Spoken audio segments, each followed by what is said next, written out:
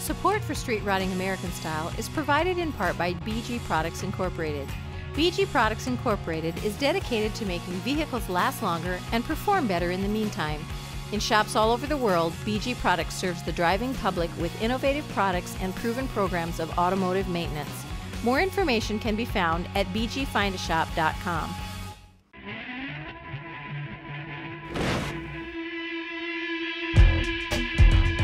Well, we got a Chevy behind us. Tell me about the Chevy. What's the history behind this car?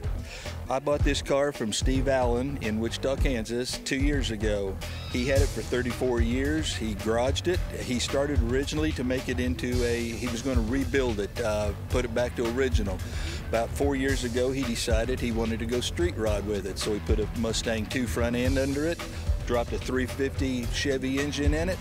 Then he decided he wanted a Corvette. His wife told him he couldn't have both, so I got the car. Now, you've had it for 2 years. Did you do very much of your work yourself?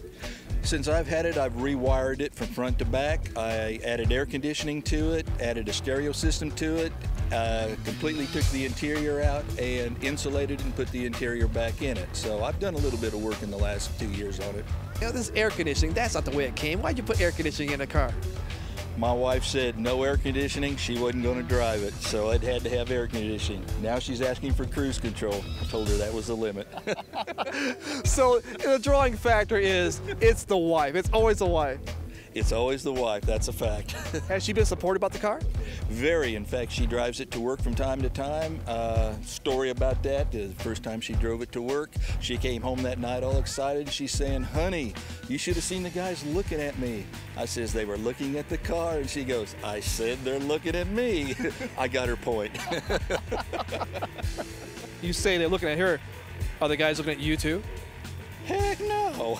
They're looking at the car, right? They're looking at the car. Came with the engine. What has been done to the engine itself? The engine's got about 2,000 miles on it. That's a 2004 350 engine, a crate engine. It's got about 2,000 miles on it right now. Other than adding air conditioning to it, that's about it. It's pretty much just a stock crate 350 engine. You know, got a 4-barrel on it.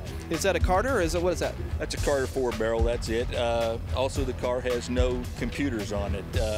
It's where you can work on it yet. You can be a chief mechanic if you want to be. If you were to do anything different about the car, would you change anything? The only thing I might change on it right now is I'm playing with maybe fuel injection on it to get away from the carburetor.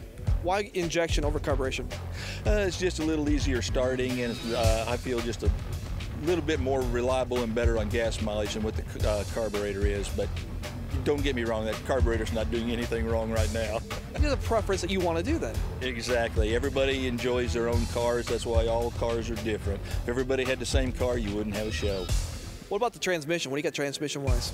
I've just got a regular Chevy 350 transmission in it, 57 Chevy rear end in it. And there again, I'd like to maybe put overdrive in this if I'm going to drive it out of town very much. So pretty much the whole drivetrain is stock from start to finish, but it's kind of a put together from different parts. That's exactly correct. You got power steering in this? Oh, yes. Why power steering? If you don't remember the old cars without power steering, it just turns a whole lot easier. And you like the smaller wheel, don't you? Oh, yes, yes. Because you had to have the big wheel without power steering. You had to muscle it around. Yeah. You said you bought the car already built pretty much the way it is right now. Do you feel bad about not building it yourself? Yes and no. I would have liked to have had it from start to finish, but there again, I know my limitations and I know what tools I have in my shop and what I don't. Unless you've got a full-blown shop or a lot of friends that can help you do it, you're still farming it out and somebody's doing it for you. So you would never discourage somebody to buy a street rod already built? Oh, no, because it's not so much the street rod, it's getting out to car shows like this, meeting people, having fun, making a lot of great friends, and just the camaraderie of visiting with people. So the cars are really second. It's what draws you together. You said you did the wiring on this. Was that a pain to do? No, it wasn't. I'll make a plug for Easy Wiring, but I used Easy Wiring's kit, and it was very simple to do from start to finish. So I think that's a lot of things people are afraid of is the wiring, electrical part of it, doing a car. I think a lot of people say, oh, I don't want to touch that. No, when I switched this over from 6 volt to 12 volt, it was real simple with their kit. So running an electrical system on this car is a little different because you're not running a normal standard battery. What are you doing here? I've got an Odyssey 680 battery in here, and what it is, it's a smaller battery. It's about 6 by 8 by 3, and it's a gel battery. I had the original battery in the trunk, great big 12-volt battery in the trunk with cable running to it. By reading in a magazine that I only drive the car in the spring, summer, and fall, I don't need the cold cranking amps, which the big battery has. I just needed the hot cranking amps, which this little battery does. So I was able to move the battery up into the battery compartment, and now I've only got about a 2-foot battery cable instead of about 20 foot. Can you do me a favor? Can you start this bad boy? Sure can.